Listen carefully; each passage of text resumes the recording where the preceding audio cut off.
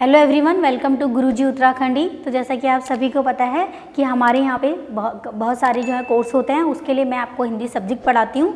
अगर आपको मेरी और भी डेमो क्लासेस देखनी है तो आप हमारा वेदाश्री लर्निंग ऐप डाउनलोड करेंगे और वहाँ पे मेरी सारी क्लासेस आप देख सकते हैं। ठीक है, तो आज मैंने आपके लिए क्या लाई हूँ, मैं आपके लिए MCQ लेकर आई हूँ, क्योंकि पिछली बार मैंने आपको एक बहुत ही अच्छा टॉपिक पढ़ाया था, जो था हमारा हिंदी इतिहास से। जो हिंदी का इतिहास रहा है वो कैसे रहा है, कैसे उसका उद्गम हुआ है, तो उसके हमें कुछ MCQ लेकर आई हूँ। ठीक है, तो MCQ कैसे कर रहे हैं मैं उसका थोड़ा सा आपको क्या करूँगी, एग्जाम्पल दूंगी, आप उससे क्या करेंगे फिर अपने जो है करेंगे। कैसे करना है वो मैं आपको बताऊंगी।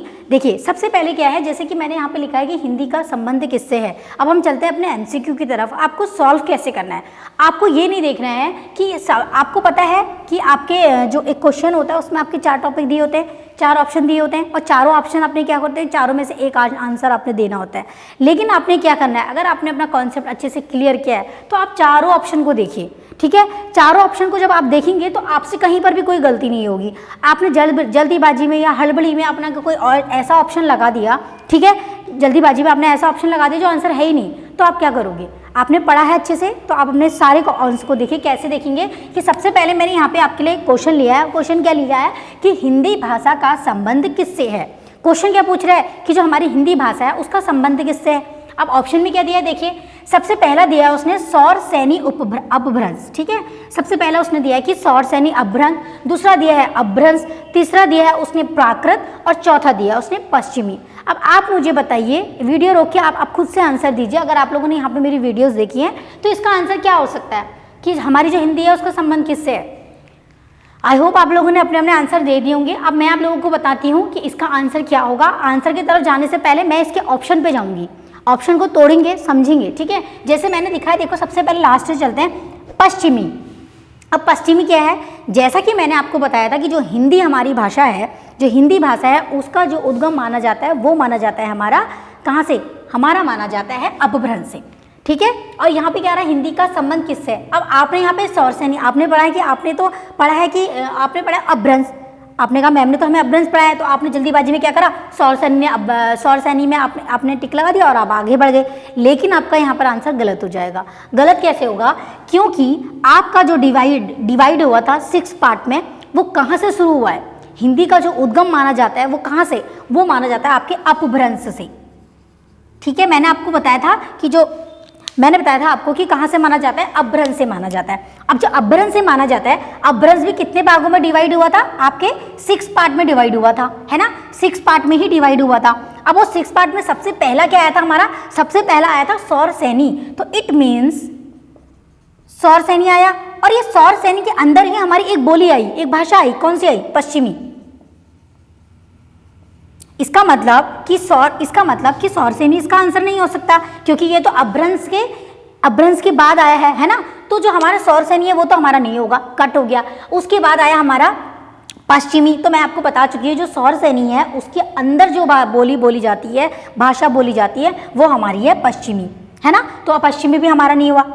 ठीक है, पश्चिमी में हमारा कट हो गया और हमारा सौर सैनी। अब हमारे पास ऑप्शन कितने बचे हैं, ऑप्शन बचे हैं हमारे पास 2।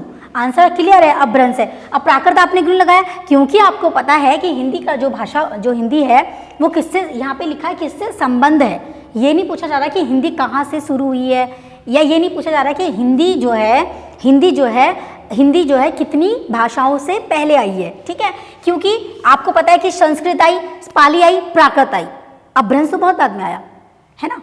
संबंध, हिंदी का संबंध अपभ्रंश से है। हिंदी सीधे ही हमें आ रही पाली भाषा से या प्राकृत भाषा से नहीं निकली है। हिंदी जब आपके अपभ्रंश में आई, अपभ्रंश से आके वो डिवाइड हो गई। जब डिवाइड हुई तो वो बहुत सारी बोलियां आई, धीरे धीरे क्या हुआ, मिश्रित हुई, सारी भाषाओं का मिश्रण हुआ, उसके बाद हिंदी आई। हिंदी इकलौती ऐसी नहीं है जो सिर्फ बोली जाती है। हिंदी में बहुत सारी भाषाओं का संयोग है, तभी हिंदी है। ठीक है, तो आपका आंसर क्या हो जाएगा, आपका आंसर हो जाएगा आपका अपभ्रंश। इतना क्लियर हो आप लोगों को। इस तरीके से आपने क्या करना है, अपने MCQ लगाने। ठीक है, ऐसे नहीं कि आपने पढ़ लिया और आपने ऑप्शन दे दिया। आपको, अगर आप चारों ऑप्शन को पढ़ेंगे तो अगर इससे रिलेटेड और क्वेश्चन आएंगे तो आप डेफिनेटली उसमें कंफ्यूज नहीं होंगे, क्योंकि आपको चारों ऑप्शन पता है। ये इससे रिलेटेड है, ये चीज़ इससे रिलेटेड है। चलो उसके बाद आते हैं हम सेकंड टर्म में। हमारा क्या है, सेकंड क्वेश्चन क्या है हमारा? सेकंड क्वेश्चन हमारा ये कहता है कि जो सौर सैनी अभ्रंश है वो किस उपभाषा का विकास हुआ, मतलब कि जो सौर सैनी अभ्रंश है उससे किस उपभाषा का विकास हुआ। तो मैंने आपको बोला था कि बोलियां क्या होती हैं, अपने क्षेत्र में विकसित होती है, विकसित होने के बाद वो क्या हो जाती है, वो बोलियां न रह के क्या हो जाती है, उपभाषाएं हो जाती हैं। चलिए चलते हैं इसके ऑप्शन पे। सबसे पहले लिखा है बिहारी, फिर लिखा है राजस्थानी, फिर लिखा है बांग्ला, फिर लिखा है पंजाबी। तो जो सौर सैनी हमारा अभ्रंश था उसके अंदर हमारी कौन सी भाषाएं थी, ये आप लोग को पता है? देखो उसके अंदर हमारी कौन कौन सी आई थी, जो आपकी 6 पार्ट में डिवाइड हुए थे। जो हमारी बिहारी थी वो हमारी किससे रिलेटेड थी, मागधी। तो इट मीन्स वो सौर सैनी अभ्रंश से तो रिलेटेड नहीं है, तो हमारा पहला क्वेश्चन यहाँ पे पहला ऑप्शन गलत हो गया। उसके बाद है हमारी बांग्ला। तो आप लोगों को पता है जो बांग्ला है ये भी हमारी कहाँ से है, मागधी से, मागधी अपभ्रंश से। तो इट मीन्स कि जो बांग्ला है ये भी हमारा क्या है, ऑप्शन नहीं है। उसके बाद आती है पंजाबी। तो अगर आप लोगों ने पढ़ा है कि पंजाबी जो है कौन से अपभ्रंश से है, पंजाबी हमारे कौन से अपभ्रंश है, पैसाची। किससे है हमारी, पैसाची, ठीक है। तो जो हमारी पंजाबी पैसाची से है तो इसका मतलब ये भी ऑप्शन हमारा गलत हो गया। अब बचा क्या हमारे पास, अब हमारे पास बचा है राजस्थानी। इट मीन्स कि जो सौर सैनी अभ्रंश है वो उसके अंदर जो भाषा बोली गई, ठीक है, जो उसके अंदर जो उससे जो हमने उपभाषा निकाली वो क्या निकाली हमने, राजस्थानी। और निकाली थी गुजराती, निकाली थी पहाड़ी, निकाली थी, है ना, निकाली थी राजस्थानी, निकाली थी, और क्या निकाली थी, पश्चिमी हिंदी निकाली थी। ये इतनी ही निकाली थी हमने, 4 निकाली थी उसमें से, ठीक है। चलो अब हम चलते हैं नेक्स्ट क्वेश्चन पे। अब हमारा क्या है, अब हमारा है थर्ड क्वेश्चन। थर्ड क्वेश्चन हमने कैसे करना है, देखो ऐसे भी क्वेश्चन पूछ ले जाते हैं, कैसे कि पश्चिमी हिंदी की बोली नहीं है, ठीक है। जल्दीबाजी में आपने क्वेश्चन अच्छे से पढ़ना है। यहाँ पे क्या लिखा है, नहीं, मतलब वो आपसे नहीं पूछ रहा है, ये नहीं पूछ रहा है कि पश्चिमी हिंदी की कौन सी बोली है, क्या पूछ रहा है कि जो पश्चिमी हिंदी है इसकी कौन सी बोली नहीं है। तो जैसा कि आपने लोगों ने पहले भी पढ़ा है, हमने पढ़ा था कि जो पश्चिमी हिंदी है उसमें हमारी क्या आती है, हरियाणवी आती है। उसमें कौन सी आती है हमारी, हरियाणवी आती है, अवधी आती है, अवधी आती है उसमें, बताइए। चलिए पहले ऑप्शन में चलते हैं, ठीक है। तो हमने पढ़ा था कि जो पश्चिमी हिंदी है उसमें हमारी ब्रज भाषा आती है, हमारी हरियाणवी आती है, बुंदेली आती है, कौरवी आती है, लेकिन उसमें एक नहीं आती, क्या नहीं आती है, अवधी। क्योंकि कि जो अवधी है ये हमने कहाँ पढ़ी है, ये हमने पढ़ी थी पूर्वी हिंदी में, है ना, ये हमने कहाँ पढ़ी है, पूर्वी हिंदी। इसका मतलब कि जो पूर्वी हिंदी है वो हमारी जो पश्चिमी हिंदी है वो उस पर उसकी बोली नहीं है। इसका आंसर क्या हो जाएगा हमारा, अवधी, ठीक है। जो अवधी है इसका आंसर हो जाएगा, क्यों, क्योंकि पश्चिम हिंदी की कौन कौन सी हैं, कौरवी हैं, बुंदेली हैं और हरियाणवी है। आपने ऑप्शन में ये देखना है कि नहीं है, नहीं है ये भी देखना है, ठीक है। और जिस तरीके की मैं ट्रिक आपको बता रही हूँ, जिस तरह से आपको क्वेश्चन आंसर आपको अपने करने हैं, ये एग्जाम में नहीं करने हैं, क्योंकि आपके पास वहाँ पर इतना समय नहीं होता है कि आप उसको इस तरीके से कर पाओ। लेकिन अगर जब आप घर पे हो, अपनी प्रैक्टिस कर रहे हो, तो प्रैक्टिस ऐसे करोगे।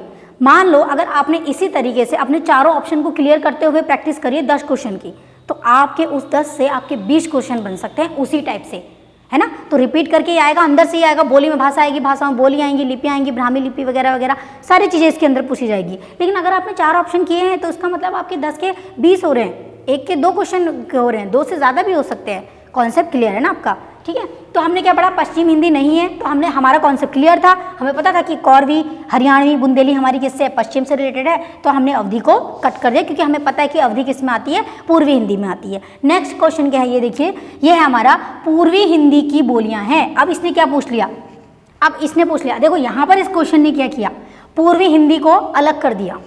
अब यहाँ क्या पूछ रहा है, ये पूर्वी हिंदी की बोलियां ही पूछ रहा है। अब यहाँ पर जब हमने पढ़ लिया, देखो ऐसे होता है, जो मैं आपसे बोल रही हूँ कि आपका एक क्वेश्चन से दूसरा क्वेश्चन हो जाएगा। अब आपने यहाँ पढ़ लिया कि आपको पता है कि अवधि आपकी पूर्वी हिंदी है, तो ऑप्शन में जहाँ अवधि होगी आप उसको साइड करते चलोगे, साइड करते रहोगे। जिस ऑप्शन में अवधि नहीं होगी आप उसको क्या कर दोगे, कट कर दोगे। चलिए चलते हैं, जैसे आपने देखा है कि पूर्वी हिंदी में यहाँ पहला ऑप्शन क्या दिया है, इसमें अवधि है, बघेली है, छत्तीसगढ़ी है, इसको छोड़ देते हैं अभी। यहाँ देखो आपकी अवधि है, यहाँ बघेली, यहाँ आपकी अवधि है नहीं है, तो इसका मतलब सी हमारा आंसर नहीं है। अब मैथिली ब्रज भाषा में कहीं है आपकी, नहीं है, तो ये भी कट हो गया। अब आपके पास क्या बचा, अब आपके पास बचा दो ऑप्शन बचे। अब इसको आप क्लियर कर सकते हो कैसे, आपने देखा जो इसमें क्या देखा, अवधि और कन्नौजी, ठीक है। आपने देखा होगा कि जो ब्रज भाषा है और जो कन्नौजी है, ये तो हमने पश्चिमी हिंदी में पढ़ी थी। खड़ी बोली, हरियाणवी, कन्नौजी, आपकी ब्रज भाषा, ये सब हमने कहाँ पढ़ी है? ये हमने पढ़ी है पश्चिमी हिंदी में। इट मीन्स आपका ये सेकंड आंसर भी नहीं हुआ। अब बचा क्या? एक ऑप्शन बचा है। एक ऑप्शन क्या है हमारा? ए। क्या बचा है? अवधी, बघेली, छत्तीसगढ़ी। तो हमारी पूर्वी हिंदी की जो बोलियां मानी जाती हैं वो अवधी, बघेली और छत्तीसगढ़ी मानी जाती है। ठीक है, तो इस तरीके से आपको एमसीक्यू करने हैं। अगर आपने इस तरीके से एमसीक्यू के चारों ऑप्शन को क्लियर करते हुए तो डेफिनेटली आपका इसी तरीके से परिणाम होगा, कॉन्सेप्ट क्लियर होते रहेगा ना आगे को, है ना। ठीक है, तो इस तरीके से आपको एमसीक्यू करने हैं। नेक्स्ट वीडियो में आपके लिए और एमसीक्यूज वगैरह लेकर आएंगे। तब तक के लिए धन्यवाद।